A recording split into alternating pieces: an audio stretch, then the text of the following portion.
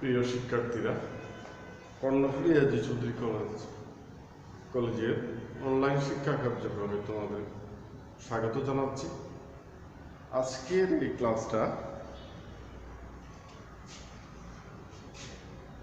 দ্বাদশ শ্রেণীর উচ্চ মাধ্যমিক দ্বাদশ শ্রেণীর ছাত্রদের জন্য। আজকের পাঠ ব্যাংকিং শ্রেণী বিভাগ, অর্থনীতির দ্বিতীয় পত্রের পাঠ। এটি ব্যাংকের শ্রেণী বিভাগ, অত্যন্ত গুরুত্বপূর্ণ একটি পাঠ। ব্যাংক মূলত একটি ইংরেজি শব্দ, কিন্তু এটা সময়ের পরিক্রমায় এটি বাংলায় আমরা ব্যাংক বলি। আমরা সবাই জানি ব্যাংক একটা আর্থিক প্রতিষ্ঠান, সেটা পড়ে আসছি। তো আজকে এই শ্রেণী বিভাগ, ব্যাংকের শ্রেণী বিভাগ এবং প্রসঙ্গক্রমে ব্যাংকের সংজ্ঞা বা ধারণা নিয়ে আমরা একটু কথা বলবো। তো আমার প্রিয় শিক্ষার্থীরা, তোমরা যেখানে আছো আশা করি ভালো হচ্ছে, এবং আমার ক্লাসটা যারা দেখছো তাদের প্রতি বরাবরের মধ্যে একটি নির্দেশনা হলো যে তোমরা হেডফোন ব্যবহার করবে, তাহলে ক্লাসটি তোমরা ভালোভাবে অনুধাবন করতে পারবে। শব্দ যদি বোঝা না যায় তাহলে তোমরা ভালোভাবে ক্লাসটি বুঝতে পারবে না, এবং পরবর্তী পর্যায়ে এটি কিন্তু বাসায় বইয়ের সাথে মিলিয়ে পড়ে নিতে হবে। আজকের পড়াটা আজকেই শেষ করতে হবে। যাক, ব্যাংক একটা শ্রেণী বিভাগ, কিন্তু আমরা এখানে লিখেছি। তার আগে আমি একটু বলি যে ব্যাংক কি। আসলে আজকে যে আমরা আধুনিক ব্যাংক দেখছি সেটা কিন্তু এরকম ছিল না। একসময়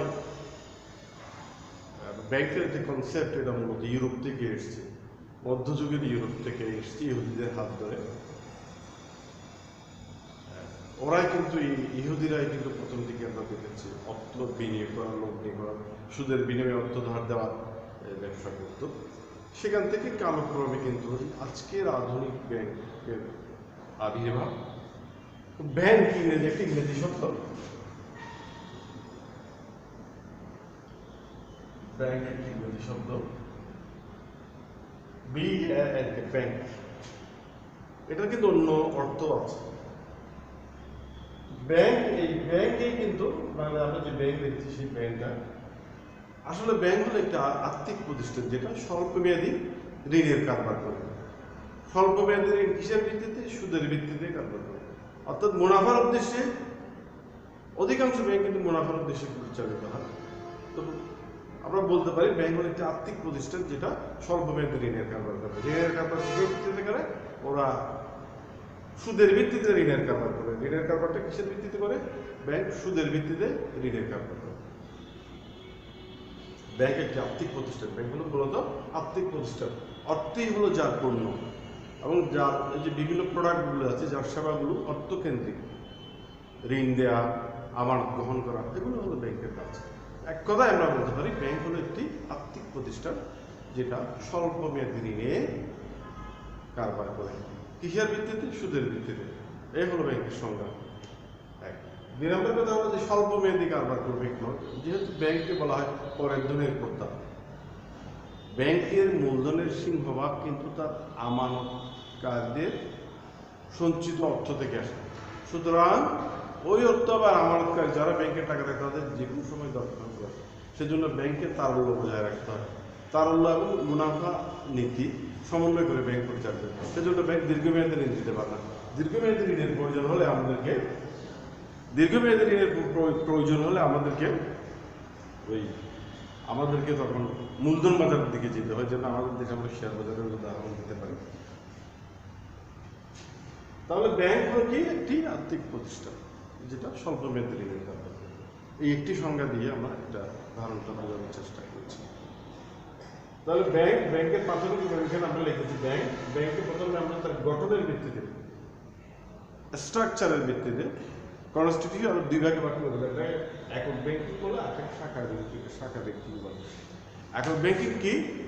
যে ব্যাংকের কোনো শাখা থাকে না, শাখাবিহীন ব্যাংক। একটা নির্দিষ্ট জায়গায় অবস্থিত একটি মাত্র কার্যালয় বা একটা মাত্র অফিস থেকে বা একটি মাত্র আউটলেট থেকে যে ব্যাংকিং কার্যক্রম পরিচালনা করে সেটাকে আমরা বলি একক ব্যাংকিং।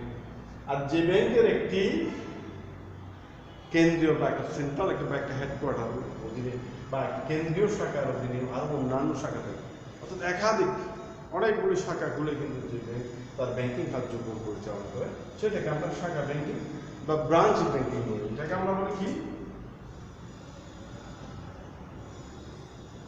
Branch banking. আর এটাকে আমরা বলি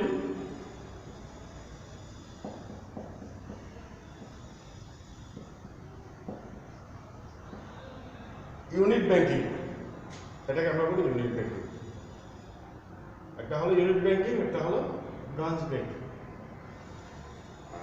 অপরদিকে আবার দুই ভাগে ভাগ করতে পারি আমরা, এটা হলো কেন্দ্রীয় ব্যাংক, একটা হলো বাণিজ্যিক ব্যাংক। কেন্দ্রীয় ব্যাংক হলো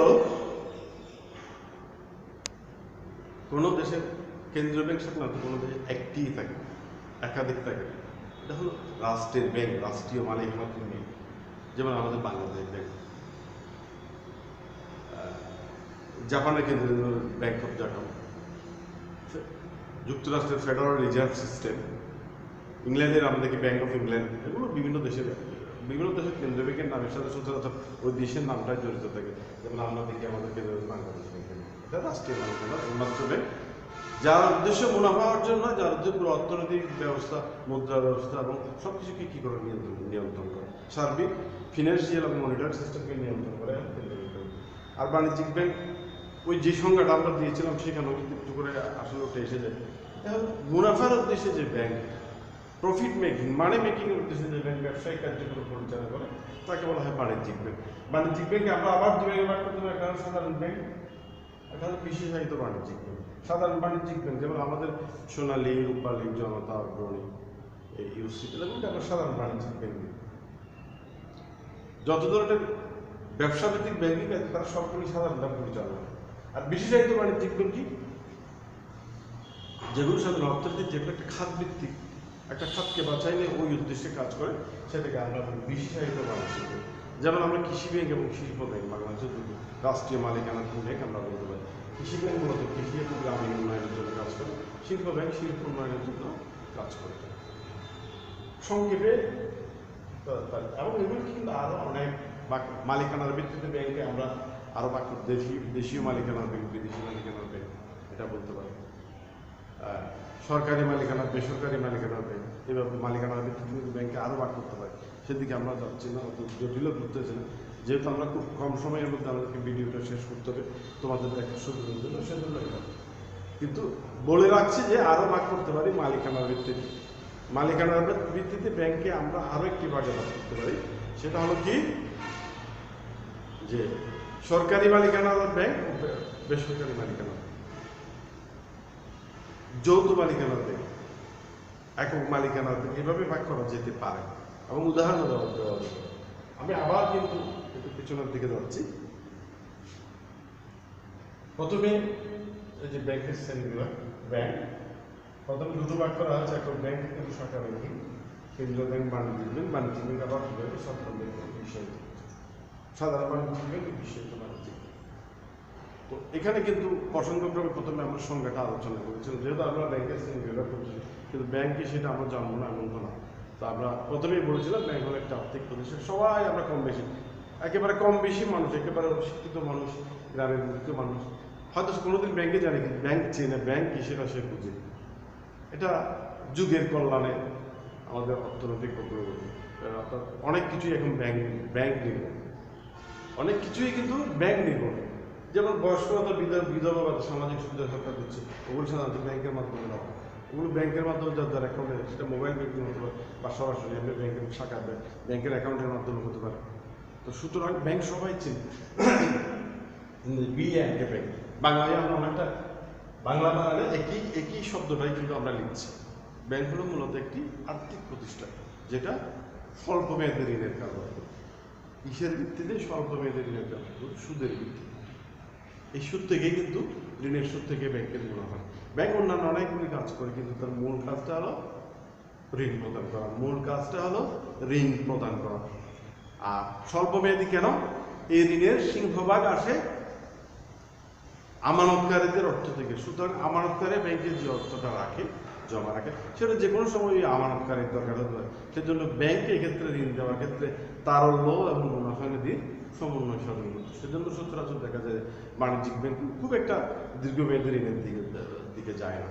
ওরা স্বল্প মেয়াদী ঋণ বলতে সাধারণত আমরা 1 থেকে 3 বা বড় জোর 5 বছর পর্যন্ত এই মেয়াদের ঋণটাকে আমরা স্বল্প মেয়াদী ঋণ হিসেবে চিহ্ন করি। এর থেকে বেশি মেয়াদী ঋণ হলে সেটাকে আসলে দীর্ঘমেয়াদী করা যায়। তবে বাস্তবতাটা কিন্তু ভিন্ন।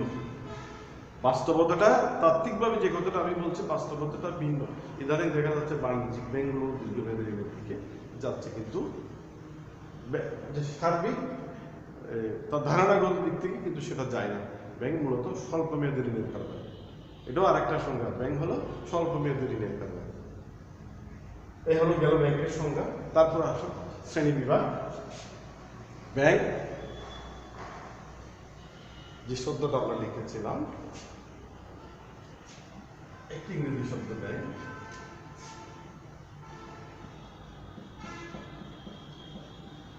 সবাই এটা গঠনের দিক থেকে একক ব্যাংকিং এবং শাখা ব্যাংকিং, কেন্দ্রীয় ব্যাংক এবং বাণিজ্যিক ব্যাংক। বাণিজ্যিক ব্যাংক সাধারণ বাণিজ্যিক, বিশেষায়িত বাণিজ্যিক।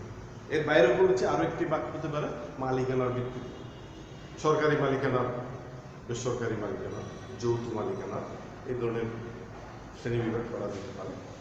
তবে সেটা আমরা এখানে করি নাই। একক ব্যাংকিং আমাদের দেশে দেখা যায় না, পশ্চিমা দেশগুলোতে সাধারণত অঞ্চল ভিত্তিক রিজিয়নাল ব্যাংক। একটা জায়গায় একটা শাখা করে যে ব্যাংকিং কার্যক্রম, তার কোনো সচরাচর ব্রাঞ্চ থাকে না, এটাকেই আমরা বলি ইউনিট ব্যাংকিং। আর শাখা ব্যাংকিং আমাদের দেশে যেটা আমরা দেখি, একটি প্রধান কেন্দ্রীয় কার্যক্রম হেডকোয়ার্টার যদি একটা পুরা দেশ দেবতার শাখা চলেছে। এর মধ্যে আমরা সোনালী ব্যাংক, জনতা ব্যাংক, আমাদের রাষ্ট্রীয় মালিকানাদের এই ব্যাংকগুলির উদাহরণ আমরা তোমাদের সাথে পেশ করতে পারি। এটাকে বলা হয় শাখা ব্যাংক। এটা ব্যাংকের গঠনের দিক থেকে। আবার কাজের দিক থেকে যদি আমরা বা মালিকানা দ্বারা ব্যাখ্যা করি আমরা, যে কেন্দ্রীয় ব্যাংক এবং বাণিজ্যিক, খুব গুরুত্বপূর্ণ এই সেন্ট্রাল ব্যাংক। সাধারণত রাষ্ট্রীয় মালিকানার ব্যাংক, যেটা কোনো দেশে একটি মাত্র থাকে, তার উদ্দেশ্য মুনাফা অর্জন নয়, তার উদ্দেশ্য হলো পুরো অর্থনৈতিক ব্যবস্থাকে কী করা, নিয়ন্ত্রণ করা। আর একটা কথা বলা হয় যে যে গুড সার্ভেন্ট বা গ্রেট মাস্টার। অর্থ যখন তোমাকে নিয়ন্ত্রণ করবে তখন এটা খুবই খারাপ। আর যতক্ষণ তুমি অর্থকে নিয়ন্ত্রণ করবে সে ভালো থাকবে, কিন্তু সে যখন তোমাকে নিয়ন্ত্রণ করা শুরু করবে তখন সেটা খুবই খারাপ হবে, সবার জন্য খারাপ হয়ে যাবে। সেজন্য পুরো অর্থনৈতিক ব্যবস্থাকে সুদৃঢ় নিয়ন্ত্রণের মধ্যে রাখতে হয়। আর বাণিজ্যিক ব্যাংক হলো মুনাফার উদ্দেশ্যে যে ব্যাংকিং কার্যক্রম পরিচালনা করে যে ব্যাংক, সেটাকে বাণিজ্যিক ব্যাংক। দুটো সাধারণত যত ব্যাংকিং ব্যবসায়িক কার্যক্রম যেগুলো আছে সাধারণত সবগুলি যারা করে থাকে সেটাকে বলা হয় সাধারণ ব্যাংক। যেমন আমাদের জনতা ব্যাংক, সোনালী ব্যাংক, বেসরকারি ব্যাংকের মধ্যে ইউসিবিএল, অগ্রণী ব্যাংক, তারপর আরব বাংলাদেশ ব্যাংক, এগুলো হলো সাধারণ বাণিজ্যিক ব্যাংক। আর বিষয়তে বাণিজ্যিক ব্যাংক আমাদের দেশে রাষ্ট্রীয় মালিকানার দুটো ব্যাংকের কথা আমরা বলতে পারি, একটা হলো কৃষি ব্যাংক এবং শিল্প ব্যাংক। এগুলো কিন্তু বিশেষায় বাণিজ্যিক ব্যাংক, তবে বিশেষ ব্যাংক। কৃষি ব্যাংক গ্রামের উন্নয়ন এবং কৃষিক্ষেত্রে কাজ করে, আসলে এবং শিল্প উন্নয়ন নিয়ে কাজ করে। এই হলো আমাদের মোটামুটি আজকের আলোচনা। আমি খুব সংক্ষেপে ছোট্ট একটি পাঠ ধরে আজকের এই ক্লাসটা তোমাদের বোঝানোর চেষ্টা করেছি। আজকে আমরা দুটো জিনিস আলোচনা করি, এটা হলো ব্যাংকের সংজ্ঞা, আরটা হলো ব্যাংকের শ্রেণী বিভাগ। আমার এই ক্লাসটা যারা দেখেছ বা দেখছো বা পরে দেখবে, আশা করি এই যে দুটো কনসেপ্ট, ক্লাসিফিকেশন অফ ব্যাংক এবং ডেফিনিশন অফ ব্যাংক, দুটো পার্ট কিন্তু তোমাদের বুঝতে অসুবিধা হবে। এবং পরবর্তী পর্যায়ে যদি তোমরা বইয়ের সাথে মিলে পাশে আরও একটু সময় দিয়ে পড়ে না, আশা করি তোমাদের এই বিষয়ের উপর অনেক পার্টের উপর প্রস্তুতি ভালোভাবে হবে। তো আমি আশা করবো তোমরা সবাই, আমার ছাত্ররা, আমার এই নির্দেশিকা মেনে চলবে এবং আবারও বলছি হেডফোন ব্যবহার করবে, ভালো ডিভাইস ব্যবহার করবে এবং যেখানে নেটওয়ার্ক ভালো পাওয়া যায় ওই সমস্ত জায়গায় বসে তোমরা ভিডিওটা দেখার চেষ্টা করবে।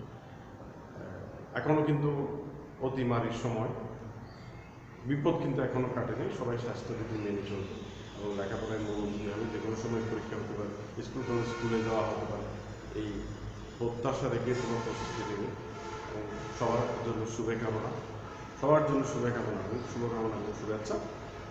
ধন্যবাদ।